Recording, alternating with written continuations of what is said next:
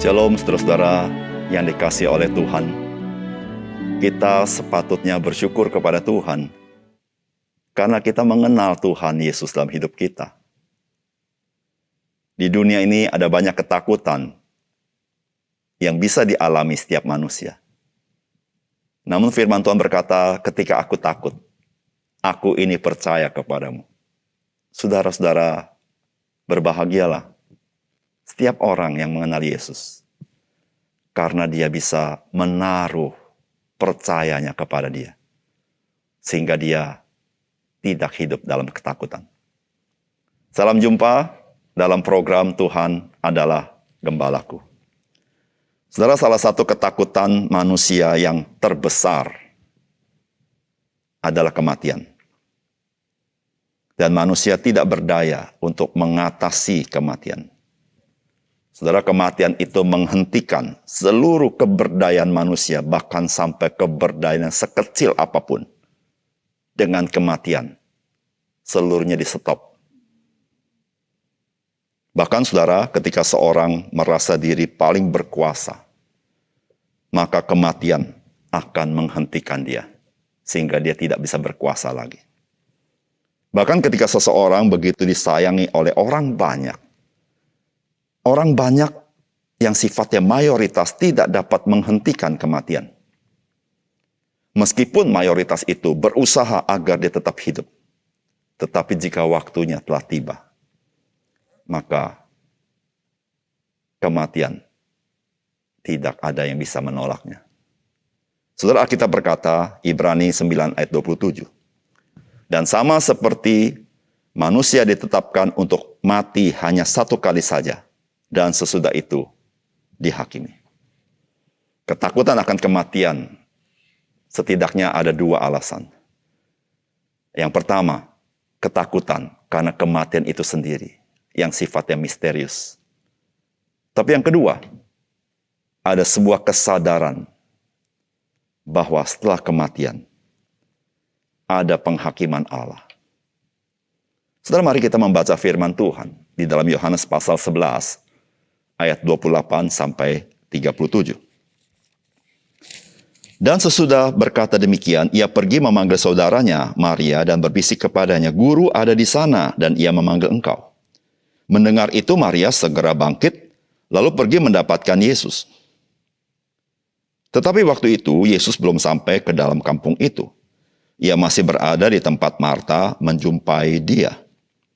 Ketika orang-orang Yahudi yang bersama-sama dengan Maria di rumah itu untuk menghiburnya, melihat bahwa Maria segera bangkit dan pergi keluar, mereka mengikutinya karena mereka menyangka bahwa ia pergi ke kubur untuk meratap di situ. Setibanya Maria di tempat Yesus berada dan melihat dia, tersungkurlah ia di depan kakinya dan berkata kepadanya, Tuhan, sekiranya engkau ada di sini, saudaraku pasti tidak mati.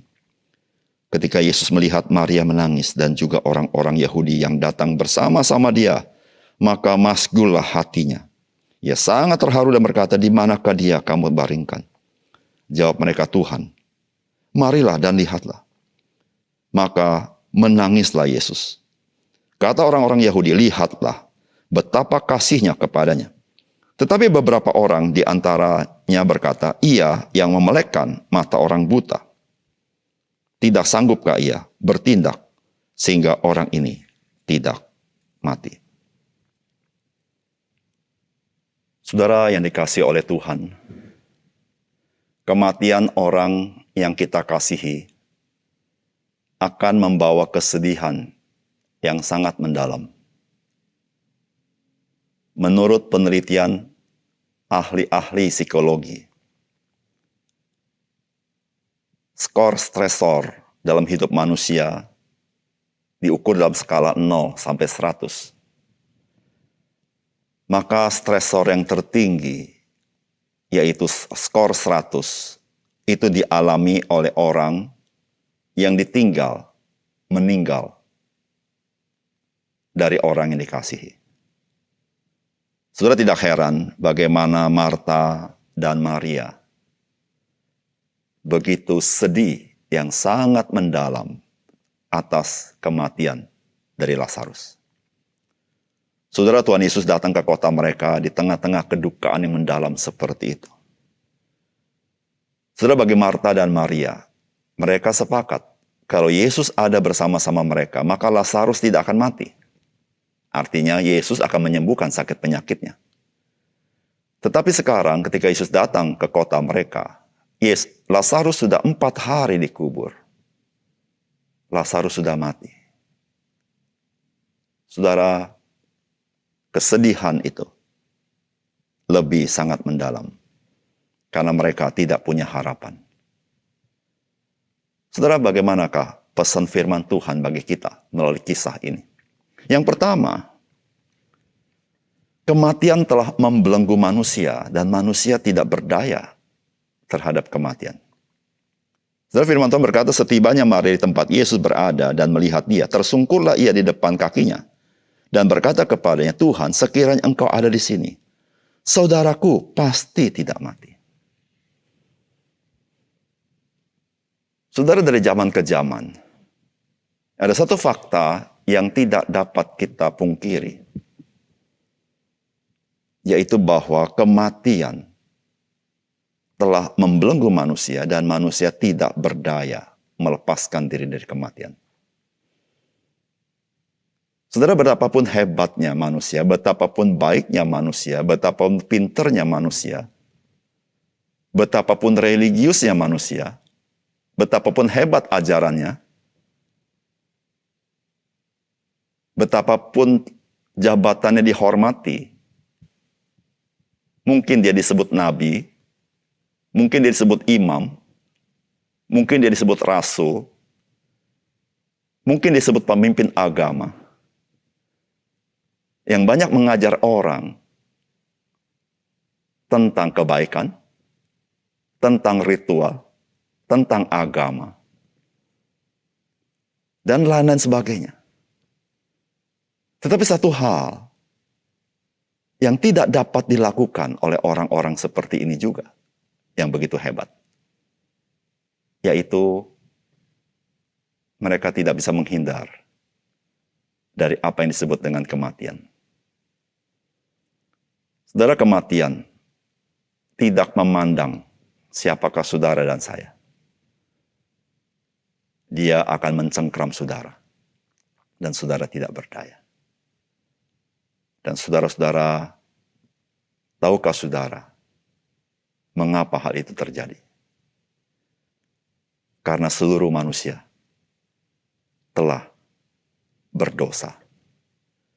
Manusia adalah manusia berdosa. Upah dosa ialah maut. Sehingga saudara-saudara, ketika kita melihat kematian demi kematian, kita sedang bercermin akan diri kita. Kita satu kali pun akan mati. Kita bercermin tentang diri kita. Karena firman Tuhan berkata, kamu orang berdosa. Upah dosa ialah kematian. Saudara, bagaimanapun manusia mau berkata, begitu baiknya manusia. Saudara-saudara, fakta kematian mengkonfirmasi apa yang dikatakan firman Tuhan. Upah dosa ialah maut. Tetapi saudara, firman Tuhan tidak berhenti di sana. Tetapi kasih karunia Allah adalah hidup yang kekal di dalam Yesus Kristus.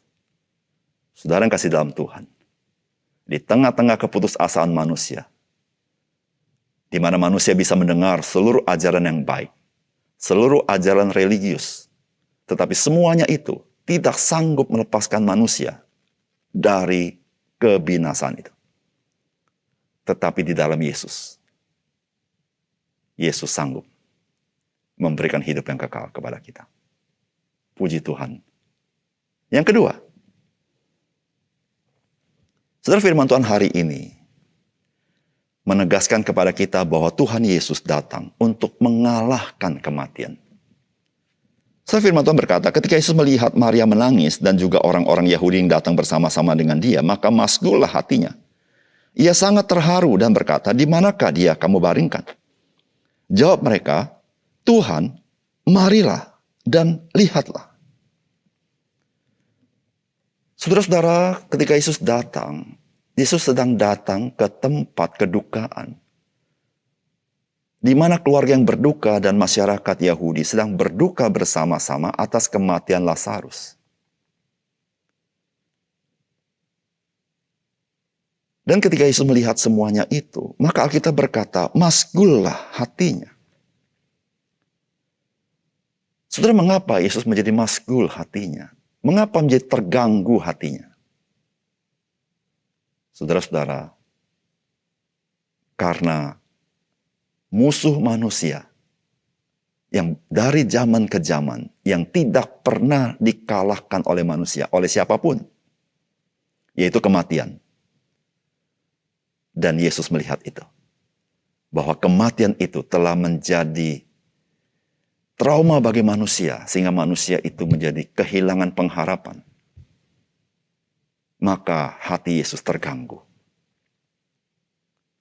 Dan saudara yang kasih dalam Tuhan, Yesus bukan saja dapat turut merasakan, di dalam arti turut sedih bersama-sama dengan Marta dan Maria, sebagaimana yang kita lakukan. Tapi saudara-saudara, Yesus lebih daripada itu. Dia datang bukan sekedar untuk turut merasakan kesedihan bersama-sama dan menangis bersama-sama.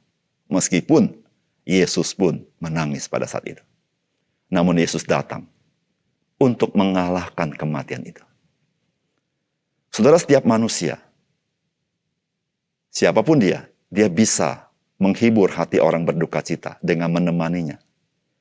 Setiap manusia dapat bersimpati dengan kesulitan orang yang sedang berduka cita. Namun tidak ada seorang pun yang sanggup mengalahkan kematian itu. Saudara, Yesus Kristus, dia berbeda. Dia dapat turut merasakan kesedihan Marta dan Maria, sebagaimana dia dapat turut merasakan kesedihan saudara. Namun dia berkuasa atas kematian. Dia mengalahkannya. Disitulah saudara-saudara kenapa Yesus datang dan mati ke salib, supaya dia mengalahkan maut itu. Sehingga barang siapa percaya kepadanya, dia tidak lagi dibawa genggaman maut, karena dia telah menerima hidup yang kekal itu. Saudara yang kasih dalam Tuhan, betapa indah pengharapan yang Tuhan berikan. Dia bukan semata-mata dapat turut merasakan kesedihan kita, tapi dia memberikan kita kemenangan yang real, bukan karena kemampuan kita, tapi karena kuasa hidup dari Tuhan Yesus. Mari kita berdoa. Bapa surga, terima kasih untuk firman-Mu. Kami bersyukur ya Tuhan, melalui firman-Mu kami dicelikkan bahwa banyak orang dapat menghibur hati kami ketika kami ditinggal oleh orang yang kami kasihi. Namun hanya Yesus yang sanggup mengalahkan kematian itu. Memang Engkau ya Tuhan turut merasakan kesedihan kami, menghibur kami. Tetapi Engkau memberikan pengharapan yang sejati di tengah-tengah keputusasaan manusia atas kematian. Tuhan, biarlah mata rohani kami celik, dan kami membagikan kabar baik ini kepada orang lain, supaya orang lain pun tahu ada pengharapan yang sejati di dalam Tuhan Yesus. Terima kasih Tuhan. Dalam nama Tuhan Yesus kami berdoa. Amin.